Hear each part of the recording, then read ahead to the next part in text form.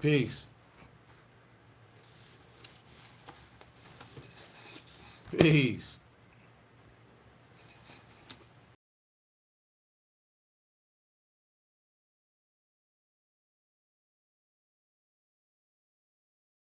You know what I mean? Extort your attention. I just want to drop a little jewel from what I'm reading right now. Nationhood. I thought I heard that. Okay. When we as members of the Universal Negro Improvement Association talk about a government of our own in Africa, a flag of our own and a national anthem of our own, some Negroes laugh at us. But we have only pity for them, as they know not what they do. When Uncle Sam lynches her black boys with a uniform on their back, and John Bull calls her ex-soldiers aliens who helped her in the Ashanti and Zulu wars to take big slices of Africa, then it is high time for some dull, apathetic Negroes to think in terms of nationhood. Marcus Garvey. We are determined to solve our own problem by redeeming our motherland Africa from the hands of alien exploiters and found there a government, a nation of our own, strong enough to lend a protection, pardon, strong enough to lend protection to the members of our race scattered all over the world, and to compel the respect of the nations and races of the earth. Marcus Garvey. Convinced that the black people must seek salvation first as a race, Garvey set himself the task of doing this through the principle of nationhood. He believed that black people should be brought into one active community encompassing the whole black universe. By belonging to this Pan-African community of 400 million, black people could rely on the force of an overwhelming majority, even in areas such as the United States where they were in a minority. The idea of nationhood, like probably all of his major ideas, had already been formulated by Garvey before the UNIA was formed, as evidenced by his activity in the National Club in Jamaica. By the time that the UNIA became operative in the United States, then Garvey could proclaim his disagreement with the limited strategies of his rivals. The UNIA, he declared, did not speak in the language of theology and religion, not in the language of social reform, but the Universal Negro Improvement Association speaks in the language of building a government,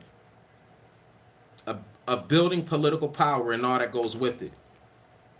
And all that goes with it. The UNI did have, indeed, during Garvey's American period, it became a microcosm of the African nation that Garvey hoped to build. In the international conventions beginning in 1920, the UNIA had, in Garvey's words, the greatest legislative assembly ever brought together by the Negro peoples of the world. Issues were aired and debated, usually for the full 31 days of August, and all officers, including Garvey himself, were duly elected. Delegates themselves, usually elected by UNIA branches and other race organizations, attended from places as far apart as Australia, Africa, and North America. Presiding over the organization from 1920 on was a potentate, a kind of constitutional monarch. The UNIA Constitution stipulated that the potentate must be an African from the motherland. Garvey himself, the executive head, was given the title Provisional President of Africa. The black world was subdivided into several broad geographical regions, each presided over by a leader. The organization had its own universal Ethiopian anthem, which in 1920 was adopted as the anthem of the Negro race, as well as its own Magna Carta. I believe that's how you pronounce it, Charter, Charta, and its Declaration of Rights of the Negro Peoples of the World, adopted at the 1920 convention. Garvey himself was bestowed with the title Honorable at this convention. A UNIA civil service administered its own exams and prepared workers for service in the organization. The UNIA demonstrated the trappings of nationhood too, by bestowing titles on deserving members of the race. White as well as black critics ridiculed the practice, to which Garvey retorted, I'm accused of creating dukes, barons, and knights who gave the white man a monopoly on creating social orders. With similar logic, Garvey insisted on wearing, on ceremonial occasions, uniforms and robes after the fashion of those worn by the leaders of southern states. Garvey lived long enough to see the Italian fascists install a Duke of Addis Ababa after the invasion of Ethiopia. He pointedly noted the lack of hostility to this occurrence from those who ridiculed him in 1924 for appointing John E. Bruce a Duke of the Nile. The external attributes of the nationhood were evidenced also in the uniform auxiliaries of the UNIA, such as the Universal African Legions, the Universal Motor Corps, the Universal African Black Cross Nurses, juveniles, and so on. What time is it? Okay. The most extravagantly impressive item of Garvey's nationalist, pardon me, the most extravagantly impressive item of Garvey's nationalist-inspired pageantry centered around the court receptions that marked his conventions. Such receptions were conceived of as the biggest event in the social life of the Negro peoples of the world. The 1929 reception was adorned with the statue of the Black Queen of Beauty holding aloft her touch of truth. Among the retinue at such court receptions were Her Majesty Candace and provisional ladies of the Royal Court of Ethiopia of the UNIA. The most enduring of the UNIA's external trappings of nationhood was its flag of red, black, and green, adopted in the 1920 Declaration of Rights as the official colors of the African race. The question of a flag for the race was not as trivial as might have appeared on the surface, for in the United States especially, the lack of an African symbol of nationhood seems to have been the cause for cruel derision on the part of whites and the source of sensitivity on the part of African Americans.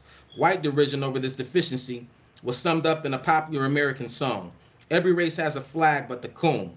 A 1912 report appearing in the Africa Times and Orient Review, for which Garvey worked, documented the far-reaching consequences of this song. A. Bishop J. Lennox of the African Methodist Episcopal Church of Zion of Cleveland, Ohio, had emerged from a theater where the song had been sung to be met by a fistfight between an Irishman and an Afro-American who had objected to the white man's repeating the song. The bishop duly pardoned the contestants, but was moved by the incident to design a flag for the race to remove this source of ridicule. His flag was subsequently endorsed by 85,000, according to the article, 85,000 black people at a convention in Ontario, Canada. The General Conclave of the Bishop's Church also endorsed the flag. The flag was a complicated affair of stars and bars in red and white, blue and purple, and was based largely on biblical symbolism. Purple for the Jesus' robe, white for the purity of the saints, blue for the loyalty of the Negro to the United States. The flag itself was apparently not a great success, but the idea lived on with Garvey, who was able to translate it into the more meaningful and today universally adopted red, black, and green. Garvey was in all probability familiar with the bishop's article. In 1921, he declared, "Show me the race of the nation without a flag, and I will show you a race of people without any pride." Ay. In song and mimicry, they have said, "Every race has a flag but the coon." How true. Ay. But that was said of us 4 years ago. They can't say it now. And with that, I'm going to say peace. Do me a favor. You can hit me up at email me, info@homebasedbusiness.solutions. I just want to know, what's the biggest challenge you're facing right now? I hope your day was great, and may your tomorrow be greater. Peace.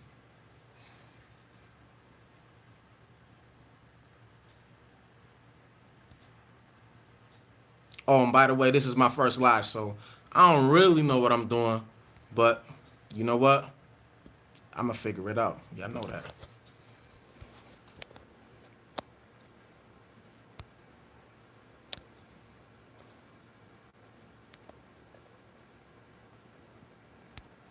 Okay.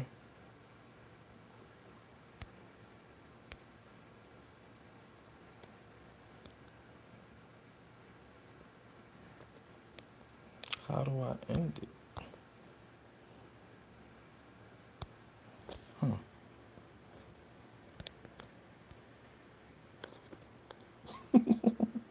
I hope somebody get a kick out of this. And I know there's nobody watching, but that's okay. I'm just beginning. This is just the beginnings, and I hope when thousands and thousands or hundreds of thousands of people get to view this, they get to see, just someone being original, someone being authentic. I ain't looking for much, but I am trying to do a few things with the like-minded. You feel me?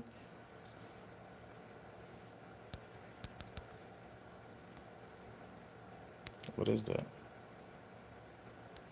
I don't know.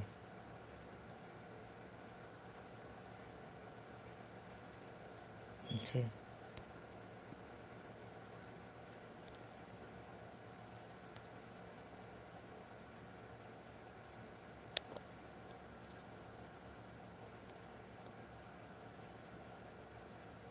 Now, how do I finish it?